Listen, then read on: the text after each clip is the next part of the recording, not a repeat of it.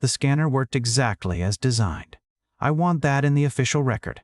It detected biological markers, cross-referenced 17 databases, performed a genetic compatibility assessment, and delivered its verdict with the mechanical certainty of equipment that has never once had to explain itself to an administrator. Not family, it declared. Clear, accurate, completely useless. I've been processing immigration documentation for 47 cycles. I have handled refugee crises, diplomatic incidents, and one very memorable occasion involving a Threll ambassador's emotional support fungus. I have seen things that would make Counselor Bryn's psychology textbooks weep. None of that prepared me for the postal carrier. Her name is Marisol Okonkwo. She arrived 11 days ago on a 6-month temporary assignment. Delivers packages. That's it. That's the entire job description. She was supposed to be simple, uncomplicated. A minor administrative note in my station's personnel files. She currently has 3 cubs living in her quarters. None of them are hers. None of them are even the same species. The paperwork declaring her their legal guardian was somehow approved through channels I cannot trace, and I have stopped trying because the answer will only give me another migraine. But I'm getting ahead of myself. Let me document how we got here. Again. The Vorrathi kid arrived in cargo container 7 Gamma at 034 station time. Orphaned. Both parents killed in a transport collision near the Helix Nebula. Tragic, certainly, but not unusual. We process orphaned young regularly. There are protocols. The kit was approximately 2 cycles old, female, 17 kilograms of striped fur, retractable claws, and teeth designed for tearing through prey animals twice my size. Standard Vorrathi developmental stage. She was sedated for transport, which is also standard. Vorrathi cubs don't handle confinement well when conscious. My job was simple. Scan the kit for any existing family connections. Confirm none exist. Process transfer documentation to the nearest Vorrathi colony on Vorrath 3. File the paperwork. Move on with my day. I've done this 843 times. I know because I checked my records this morning, looking for the exact moment my career went wrong. The kit was sleeping when I began processing, curled in the standard heated carrier, fur rising and falling with each breath. Peaceful. Completely unaware that her life was about to become a bureaucratic impossibility. I should have processed her faster. I should have completed the scan before the morning shift change. I should have done a lot of things. Instead, I looked up when the door chimed, and there she was.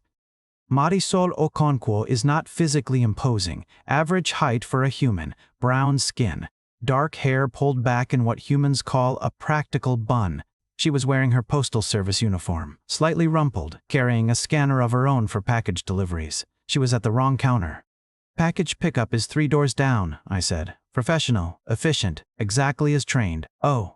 She looked around. That particular human expression of mild confusion that I've learned means nothing good. The sign said, processing. Immigration processing, for personnel and cargo. Right, sorry. She smiled. Humans do that constantly. I still don't know what it's supposed to accomplish. I'll just... Her postal bag moved. I should clarify. The bag itself didn't move. Something inside it did. 2 somethings, specifically, that poked their heads out with the resigned expression of creatures who have accepted their bizarre living situation. The Methrani chick, Pip, according to her documentation, chirped once.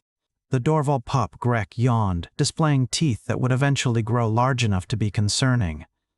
They like the bag, Marisol said, as if this explained anything. It's warm. Those are. Mine, legally. I have the paperwork. She did have the paperwork. I'd seen it. I still don't understand how it was approved. Denix was supposed to handle that particular disaster, but Denix has been on stress leave for 6 days now, and his out-of-office message simply says, I cannot, which I feel summarizes the situation adequately. Ma'am, I said, package pickup is 3 doors down. Right, yes, going now. She turned to leave. And that's when the kit woke up. I've read the xenobiological literature on Vorrathi imprinting. I've attended the mandatory training seminars.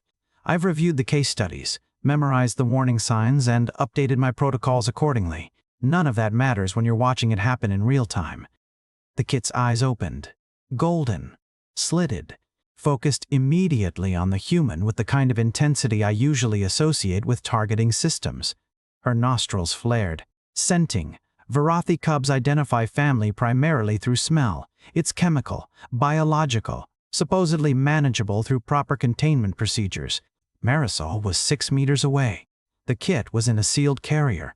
There should have been no scent transfer. I have since learned that Marisol had spent her morning handling packages from a Vorrathi merchant vessel, residual scent markers, on her uniform, on her hands, on the postal bag currently containing 2 other species young. She smelled like safety, like den, like home. The kit sat up. "Ma'am," I said, "please proceed to your destination." Marisol paused, turned back, made eye contact with the kit. "Oh," she said softly. "Hello there." The kit made a sound, not a growl, not a whimper, something between the two. Something that made every scale on my body stand on end because I knew that sound. I'd heard it twice already this week. From the chick, from the pup. I reached for my communicator to call security. The kit pressed against the carrier door. Not aggressively. Desperately. Protocol is clear in situations involving potential cross-species attachment, immediate separation, environmental barriers, professional intervention from qualified xenopsychologists. I contacted Counselor Bryn. Her communicator went to voicemail, again. Her message has not changed in 8 days. I am currently unavailable. Please contact emergency services if your situation involves humans. I cannot help you. I appreciate her honesty. Marisol had not moved. The kit had not stopped staring at her. The chick and pup had both emerged fully from the postal bag and were watching with what I can only describe as anticipation. "Is that one okay?" Marisol asked, gesturing toward the carrier. "She seems upset." "She is being processed for transfer. Please proceed to package pickup." "She's shaking." She was shaking. Small tremors. Stress response. Entirely normal for an orphaned cub in an unfamiliar environment. Entirely manageable through standard protocols. Standard protocols assume the cub is not staring at a human like she's the only solid thing in the universe. "Ma'am, can I?" Marisol took a step closer. "Can I just say hello? Would that be allowed?" "No." She looked so scared. "She is a Vorrathi, apex predators. She is not scared. She is." The kid whined, high-pitched, exactly like a scared child calling for a parent who isn't coming. I closed my eyes, counted to 10, reminded myself that retirement is only 847 days away. "One moment," I said. "I need to complete her scan first. Then you will proceed to package pickup. Understood?" Marisol nodded, stayed exactly where she was. The kit's eyes never left her. I activated the scanner. The device hummed, performed its analysis, cross-referenced every biological database in the system, checked for genetic markers, familial connections, legal guardianship claims. Found nothing. Obviously. The human had no biological connection to a Vorrathi cub. The scanner was doing its job, working exactly as intended. "Not family," it announced. "No biological relation detected." Marisol looked at the scanner, then at the kit, then back at the scanner with an expression I couldn't quite read. The kit's reaction was easier to interpret. Her ears flattened, her pupils dilated.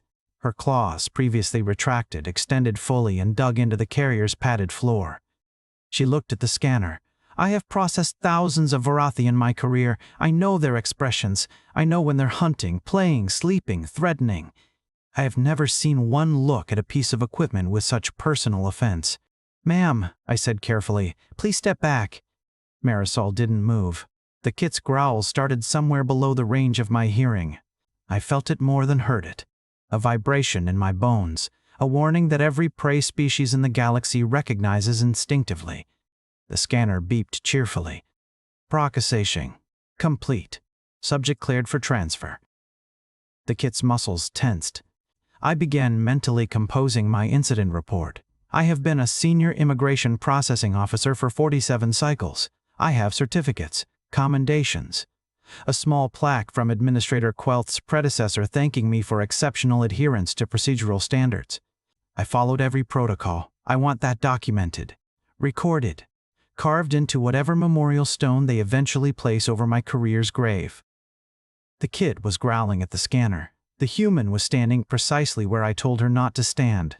The chick and pup were watching from the postal bag like spectators at a sporting event. I did everything right. "Ma'am," I said, keeping my voice level, The scan is complete. This cub has no family connections. She will be transferred to the Vorrathi colony on Vorrath 3, where she will be placed with an appropriate family unit. This is standard procedure. Marisol nodded. That sounds very efficient. It is. She's still shaking. That is not relevant to the procedure. The kit pressed her face against the carrier door, still growling at the scanner. But her eyes, those gold-slitted eyes, kept sliding back to the human. I pulled up the transfer documentation on my console. Form 17C, Orphan Processing. I have filled out this form 843 times. I could do it in my sleep. I nearly have, on the overnight shifts. The transport to Vorrath 3 departs in 6 hours, I said. The cub will remain in holding until then. You may now proceed to package pickup. Marisol did not proceed to package pickup. What happens when she gets there? She will be assessed by Vorrathi Social Services and placed with a foster family. Do they do that a lot? Take in orphans? The Vorrathi have extensive clan structures. Orphaned cubs are typically absorbed into extended family units. But she doesn't have any extended family, your scanner said. I paused, looked at the human, looked at the documentation confirming that no, the kit had no surviving relatives within 17 registered databases. She will be placed with a suitable clan, I said. The Vorrathi are very organized. Organized. Marisol's voice was quiet, thoughtful. I have learned to distrust that tone, and she'll be okay? Being raised by strangers? They won't be strangers. They'll be her new family. The kit chose that moment to stop growling at the scanner. She turned instead to look directly at me, then at the human, then back at me. She made a sound. Small. Questioning. I do not speak Vorrathi, but I understood her perfectly. Why are you keeping me from her? I reached for my communicator. I'm calling for escort assistance. Security Officer Melek arrived in 4 minutes. Standard response time. Professional demeanor. He took one look at the situation, growling cub, stationary human, my expression, and his antenna drooped.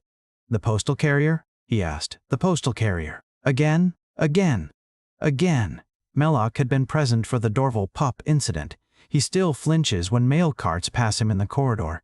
Ma'am, he said, approaching Marisol with the careful respect of someone who has learned caution through experience. I'm going to need you to step away from the processing area. Of course. Marisol smiled at him. Melek's antenna drooped further. I was just asking about the cub. The cub is being processed. She seems very attached to something. Cubs often experience temporary stress responses during processing. It's normal. The kit had stopped growling entirely. She was now pressed so firmly against the carrier door that I worried about structural integrity. Her eyes tracked Marisol's every micro-movement. Temporary, Marisol repeated. Yes, ma'am, right. She didn't move. Melek looked at me. I looked at my console. Neither of us wanted to be the one to physically relocate the human who had somehow acquired legal custody of 2 alien young through paperwork channels that still defied explanation. Ma'am, I tried again. The cub will receive excellent care on Vorrath 3. The Vorrathi are dedicated parents. She will not want for anything. Except... Marisol paused. Never mind. Except what? Nothing. It's not my place. I should have let it go. I should have simply processed the documentation and waited for her to leave. But curiosity, that terrible career-ending impulse, made me ask, what were you going to say? Marisol looked at the kit. The kit looked back at her. 2 creatures from opposite ends of the galaxy, separated by species and biology and every regulation I had sworn to uphold. She chose, Marisol said quietly. Didn't she? Something about me. She chose. Vorrathi cubs don't choose. They imprint based on chemical and biological. She's looking at me, not at the chemicals. At me. The kit whined, soft, desperate. I calculated my remaining vacation days. 14. Not nearly enough for what I suspected was coming. Protocol requires 3 successful scans before any override can be considered. 1 scan had been completed. 2 remained. I'm initiating the 2nd scan, I announced. This is standard verification procedure. Okay. Marisol still hadn't moved. Melek shifted his weight. His antennae were completely flat now. Should I? Escort her out. Not yet. Let's complete verification first. The scanner hummed, analyzed, cross-referenced. Not family, it declared. No biological relation. Detected. The kit's growl returned, deeper this time. I felt it in my chest cavity, which is anatomically uncomfortable for my species. The chick, Pip chirped from the postal bag, a small sound, supportive, like she was cheering for a teammate. The pup. Grekk yawned again. He'd seen this before. He knew how it ended. I didn't want to know how it ended. Second scan complete, I said, making a note in my log. No family connection confirmed. The machine seems very certain, Marisol observed. Scanners don't have certainty. They have data. And the data says she's not my family. Correct. Even though she's looking at me like that. I didn't respond. The kit was looking at Marisol like she was oxygen. Like she was gravity. Like the entire universe had rearranged itself around this one human in a rumpled postal uniform, and nothing else existed. I've seen imprinting before. This wasn't imprinting. This was something else entirely. My communicator buzzed. Administrator Quelth's identification code. I answered, because ignoring Quelth only delays the inevitable. Vetkai. Status report on the Vorrathi transfer. In progress, Administrator. Second verification scan complete. Initiating third scan shortly. Is there a problem? I looked at the kit. The human. The two cubs in the postal bag watching like this was entertainment. No, Administrator. Everything is proceeding according to protocol. Good. I've received inquiries from Vorrathi 3. They're expecting the cub on this evening's transport. Understood. And Vetkai? Yes, Administrator. This wouldn't happen to involve the postal carrier, would it? Silence. Long. Heavy. Protocol is being followed, Administrator. Quelth made a sound. I couldn't identify the species, but I recognized the emotion. Every administrator makes that sound eventually. The sound of someone realizing their carefully structured procedures are about to become suggestions. Keep me informed, they said, and disconnected. Melek was staring at me. The administrator knows about her? Everyone knows about her. She's been here 11 days, and she's already a standing agenda item in 3 departmental meetings. How? I don't know. I rubbed my temples. Scales don't have temples, technically, but the gesture has become habit. She just exists, and things happen around her. The kid had stopped growling again. She was making a different sound now, rhythmic, almost melodic. Marisol tilted her head. Is she? That sounds like purring. It sounded like purring. It absolutely sounded like purring, which was impossible, because Vorrathi vocalizations don't include harmonic resonance patterns, and I had 17 xenobiology courses confirming this fact. I initiated the third scan. The scanner hummed. I watched the progress bar crawl across my display. 80%, 90, 95. The kit had stopped making sounds entirely. She was perfectly still, watching the scanner with focused intensity. I have seen that look on Vorrathi before. Hunters, stalking prey, waiting for the exact right moment to strike. Oh no. Scan complete, the scanner announced. Not family. No biological relation detected. Subject cleared for transfer to designated custody facility. 3 scans. 3 confirmations. Protocol satisfied. The cub could now be transported to Vorrathi 3 with full documentation. I should have felt relieved. The kit looked at the scanner, her ears flattened completely against her skull, her lips pulled back, revealing teeth that wouldn't reach full size for another cycle but were already impressive enough to feature in my nightmares. She looked at the human. She looked back at the scanner. I saw the decision form behind her golden eyes. Watched the exact moment a 2-cycle-old predator cub chose violence against bureaucratic equipment. Everyone step back, I said. What? Melek's antenna shot upright. Why? Just. The kit's muscles tensed. Every fiber, every sinew, coiled like a spring wound past its tolerance threshold. The scanner beeped one final time. Transfer. Documentation. Ready for processing. The kit's claws flexed. Marisol took one step forward. Just one, against every instruction. Against every protocol. Against every reasonable survival instinct her species should have possessed. Hey, she said softly. It's okay.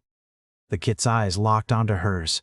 Golden meeting brown, predator meeting prey. Except that's not what I saw. What I saw was a child looking at the one person in the universe who hadn't tried to send her away. The scanner beeped again, impatient, unaware. The kit moved. 1.3 seconds. I timed it. The incident report would ask, and I have learned to anticipate paperwork requirements. 1.3 seconds for a 2-cycle-old Vorrathi cub to reduce an industrial-grade family verification scanner to its component parts. The equipment was manufactured by Helix Systems, Model 7700X, designed to withstand cargo impacts, pressure fluctuations, and the occasional disgruntled traveler. It had a 15-year warranty and a stellar safety rating. It did not have a rating for personally offended apex predator infant. The kit moved like liquid. One moment she was in the carrier which, I noted distantly, she had somehow unlatched from the inside, and the next she was airborne. Her claws caught the scanner's display panel first, then the housing, then the internal processors, sparks, fragments, a sad electronic wheeze that I suspect was the machine's final attempt to declare someone not family.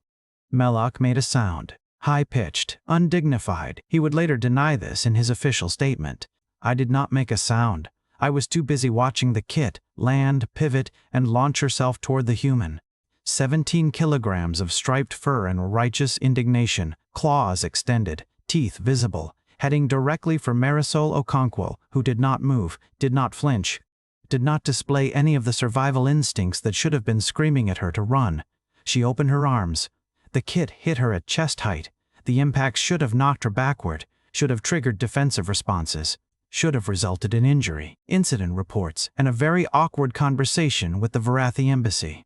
Instead, Marisol absorbed the impact like she'd been expecting it. Her arms wrapped around the cub wrapped around her. Claws retracted mid-flight. I saw it happen, documented it, still don't understand the neuromuscular control required. They stood there, human and Vorrathi, predator and prey. The kit was purring again, definitely purring. I no longer cared what my xenobiology courses said. "Oh," Marisol said softly. "Hello there. That's it." That's all she said. The same words she'd used when the kit first woke up. Like this was normal. Like apex predator cubs launched themselves at her daily. Given her track record, perhaps they did. The postal bag moved.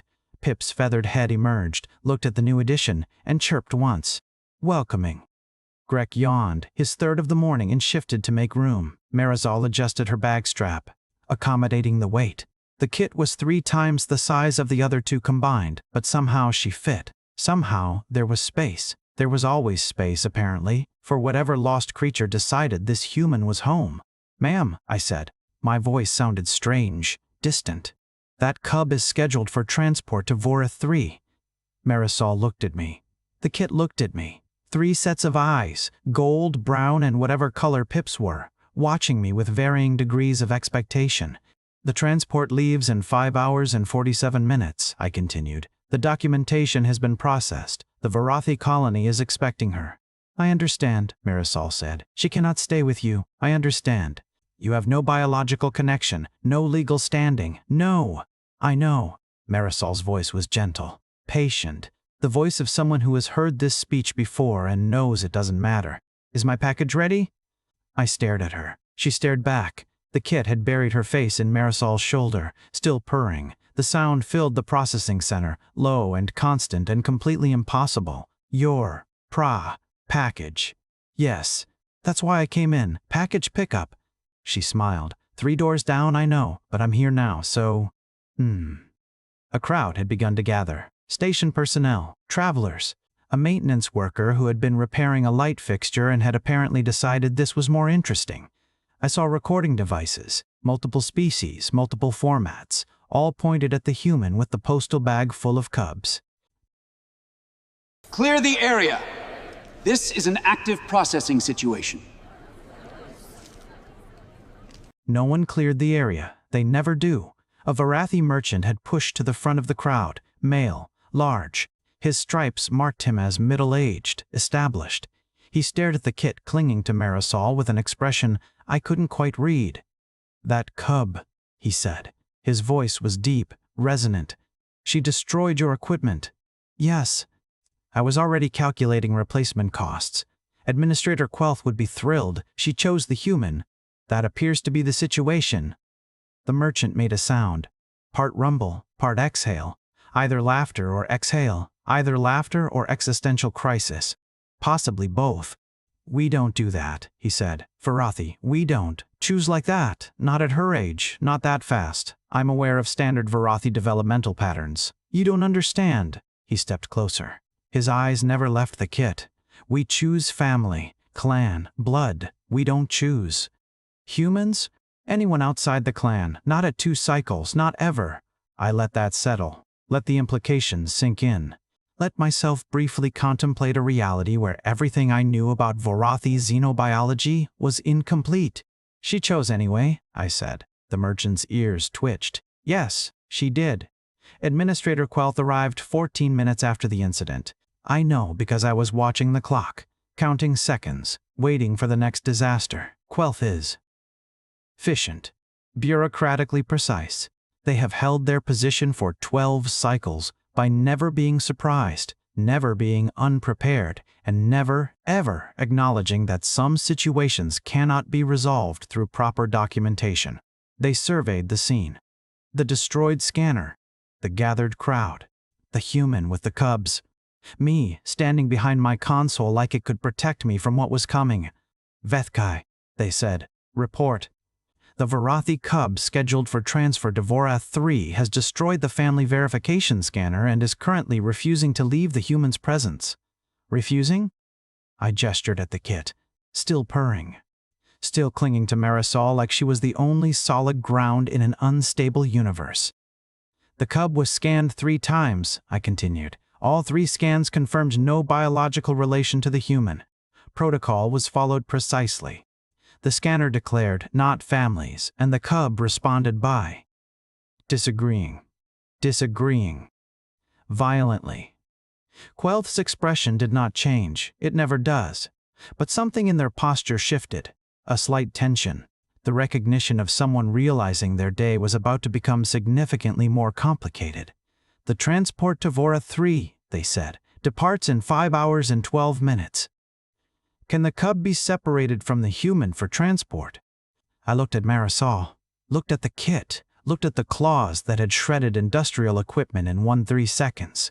I would not recommend attempting separation without significant security reinforcement and medical personnel on standby. That bad? Administrator, that cub looked at a machine that told her she wasn't family and decided the machine was wrong. I do not want to see what she does to personnel who try to enforce the machine's verdict. Quelth was silent for a long moment, processing, calculating, doing whatever administrators do when reality refuses to conform to their organizational charts. What do you recommend? They finally asked. I almost laughed. Almost. I recommend updating our protocols to account for situations where Vorrathi cubs develop spontaneous attachments to human postal carriers. That's not helpful. No, it isn't. The crowd had grown larger. The recordings had likely spread to half the station by now. I could already see the headlines. Predator cub chooses human over heritage. Postal carrier adopts third align species in 11 days. Immigration officer questions career choices. That last one would be internal. Denix would appreciate it if he ever returned from stress leave. Quelth approached Marisol. Carefully, respectfully, the approach of someone who had read the incident reports from the chick and the pup and had learned caution. Ms. Okonkwo, administrator. Marisol's tone was pleasant, unbothered, like she wasn't currently holding an apex predator infant in a government processing facility. This cub is scheduled for transfer to Vorrathi space. She has no legal guardian, no family connections, no. I know. You cannot, simply, keep her. Marisol looked down at the kit. The kit looked up at her, gold eyes meeting brown filled with absolute certainty. I don't think she agrees, Marisol said. Her agreement is not legally relevant. Maybe not. Marisol adjusted her grip. The kit settled more firmly against her. But I'm not sure how you plan to get her to the transport. Quelth opened their mouth, closed it, opened it again. The kit chose that moment to speak. Vorrathi cubs don't verbalize until approximately 3 cycles of age. This is established xenobiological fact. I have documentation, studies, 17 peer-reviewed papers. The kit was 2 cycles old. The kit looked directly at Administrator Quelf, opened her mouth, and said, in perfectly clear Standard Galactic, a single word: no. The processing center went silent. Completely. Absolutely. The kind of silence that happens when reality politely informs everyone present that their assumptions have been incorrect. Did that cub just? Melek started. Yes, but Vorrathi don't. I know. She's only. I know. The kit pressed closer to Marisol. Her purring intensified, her eyes golden, ancient, belonging to a species that had hunted across 100 worlds, were fixed on Quelf with unmistakable defiance. No, she said again, quieter this time, testing the word, tasting it, finding it useful. Quelf turned to me. Their expression had finally cracked. Just slightly, just enough to show the panic underneath. Vethkai, your professional recommendation. I looked at the kit, the human, the crowd, the destroyed scanner, the ruins of my peaceful morning. Contact the Vorrathi colony, I said. Explain the situation. Request guidance on how they would like to proceed with a cub who has spontaneously developed early vocalization and demonstrated cross-species attachment to a human. And if they demand the transfer proceed, I gestured at the kit, at her claws, at her teeth. At the word she had spoken was still murmuring softly like a mantra. Then I recommend we update our life insurance policies first. The kit looked at me. For a moment I thought I saw something like gratitude. Then she turned back to Marisol, buried her face in the human's shoulder, and continued purring. The Vorrathi colony responded in 3 hours. I expected demands, threats, perhaps a diplomatic incident involving warships and strongly worded letters about human interference in Vorrathi family matters. Instead, I received a single transmission from their Office of Clan Affairs. 12 words. The kit has chosen. We do not argue with choice. Transfer cancelled. I read it 4 times, checked the authentication codes, verified the sender, considered the possibility that I was hallucinating from stress. That's it? Melek asked, reading over my shoulder. They're just, accepting this? Apparently. But their protocols apparently don't apply when a 2-cycle-old cub develops spontaneous vocalization and destroys government property to make a point. Melek's antenna twitched. That seems like a significant loophole. I don't think it's a loophole. I think it's something they don't have a protocol for either. We stood in silence for a moment. 2 immigration officers confronting the reality that, somewhere in Vorrathi space, bureaucrats just as exhausted as us were staring at the same transmission and making the same face. Solidarity, I suppose. Across species lines, each united by our shared inability to process what had just happened, Administrator Quelf called an emergency meeting. I attended because I had no choice. The kit attended because she refused to be separated from Marisol. Marisol attended because the kit refused to be separated from Marisol. The chick and pup attended because they lived in a postal bag now, and that was apparently just how things worked. Let me understand the situation, Quelf said, their voice carefully controlled. The Vorrathi colony has declined to accept the cub. Correct, because she chose the human. Their words, not mine. And this choice supersedes all standard custody protocols. Apparently, Vorrathi cultural tradition places significant weight on individual choice, even from cubs too young to legally make decisions in most jurisdictions. Quelf's eye. They only had one, which made their expressions difficult to read, fixed on Marisol. Ms. Okonkwo. You understand that accepting custody of this cub would involve significant legal, dietary, and environmental requirements? Marisol nodded. The kit was draped across her shoulders like a very large, very dangerous scarf. Still purring, always purring now. Vorrathi cubs require approximately 4 kilograms of raw protein daily, Quelf continued. They undergo significant growth spurts that can result in property damage.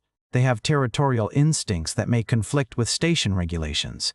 I've been researching. Marisol reached into her postal bag carefully, around Pip and Grekk, and produced a data pad. Dietary requirements, developmental stages, environmental needs. I contacted a Vorrathi veterinary specialist last night. She's sending care guidelines. Quelf stared at the data pad, stared at the human, stared at the 3 cubs currently treating her like a mobile habitat. You. Researched. She was scared. I wanted to be prepared. In case. In case of what? Marisol shrugged. The kit adjusted her position to accommodate the movement, in case she needed me. I watched Quelf process this, watched them search for the protocol that addressed humans who adopted alien young through sheer preparedness and apparently unlimited emotional availability. They didn't find one, obviously. The paperwork, Quelf finally said. There will be extensive paperwork, I assumed. Cross-species custody forms, xenobiological compatibility waivers, dietary requirement documentation, environmental modification permits. I can start today. Background checks, psychological evaluations, home inspections. My quarters are small, but I've already submitted a request for expanded housing. The Methrani chick and Dorval pup both have specific spatial needs that. You've already submitted a housing request? 3 days ago, when Pip arrived. Marisol smiled, still pleasant, still unbothered. I figured it was only a matter of time. The paperwork took 11 hours. I processed most of it myself, not because it was my responsibility.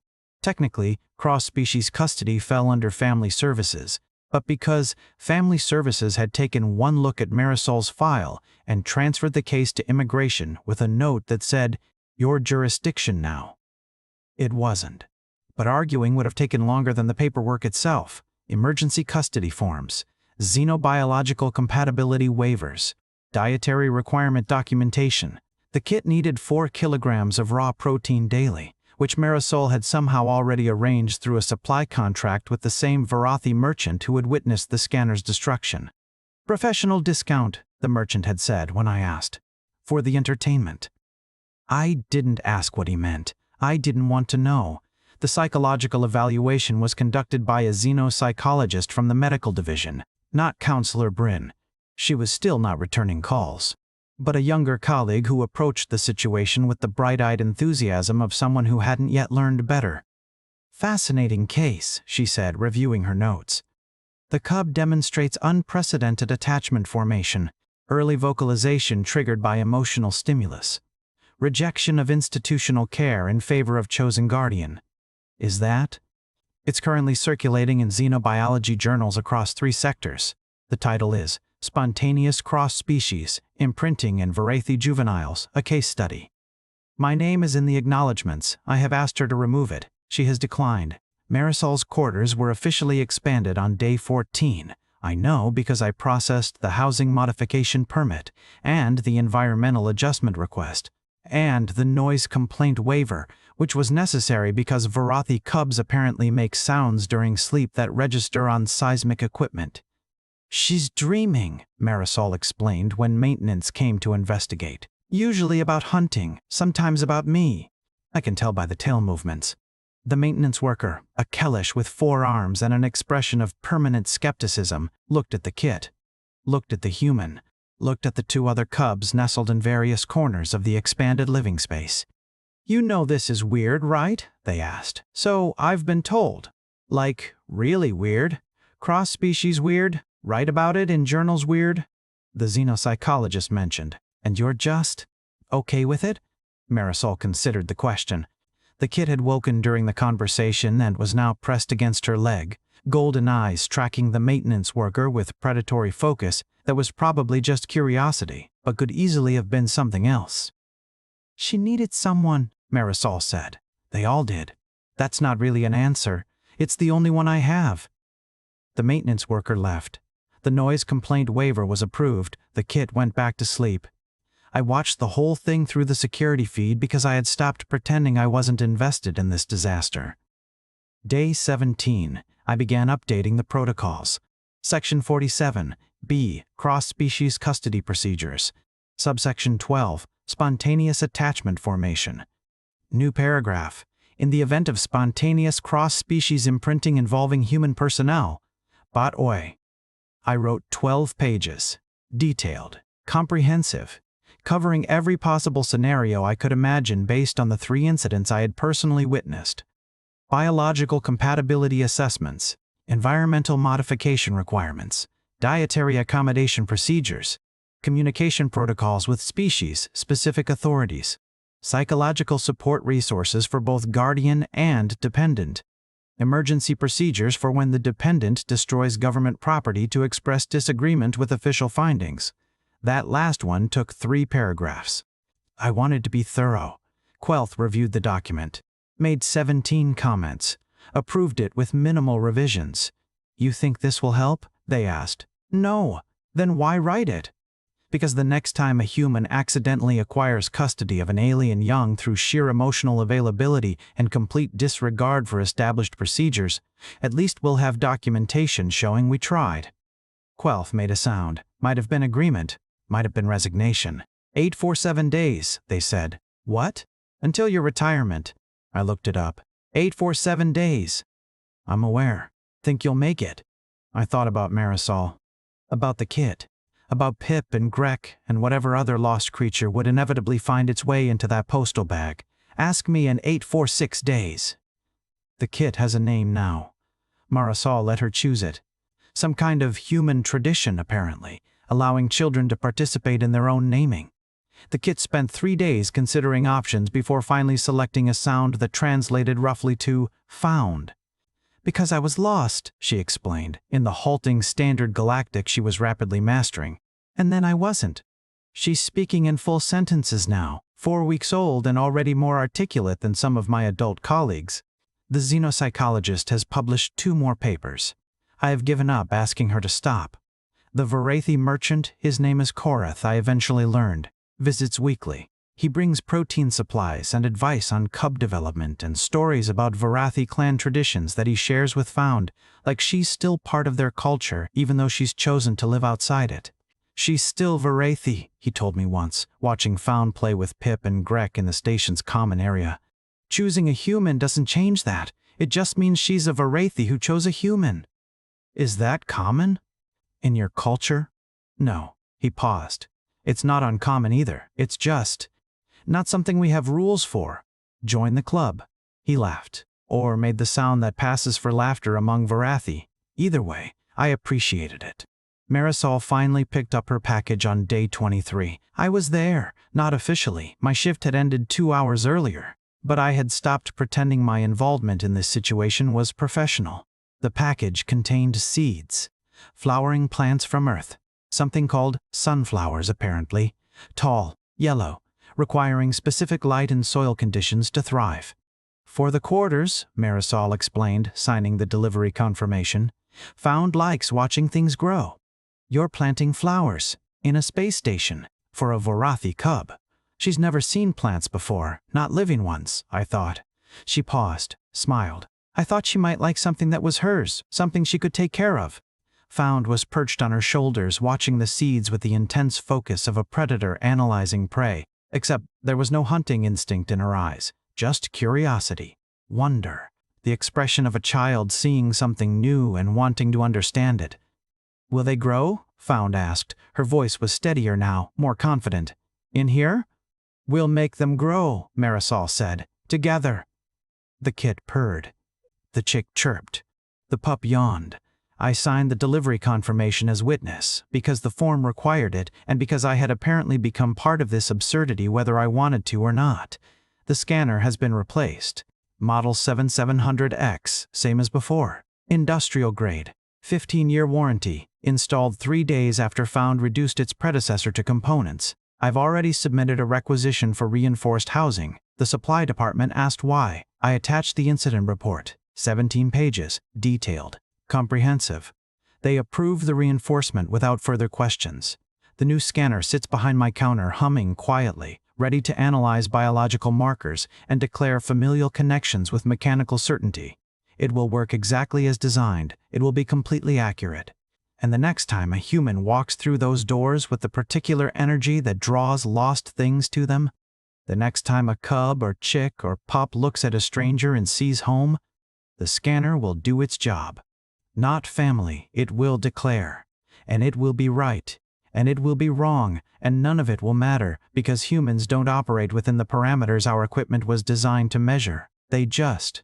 In that space between protocol and reality, collecting strays, breaking scanners, making families out of creatures who have no biological reason to love them. 846 days until retirement. I've started a countdown calendar. Quelth gave it to me. A gift, they said, from one bureaucrat to another. I don't think I'll make it. But I'm documenting everything anyway, just in case. just so the next officer who stands where I'm standing, watching a human accidentally adopt another impossible creature, will have something to reference. They won't read it. Protocols never survive contact with humans, but at least they'll know someone tried.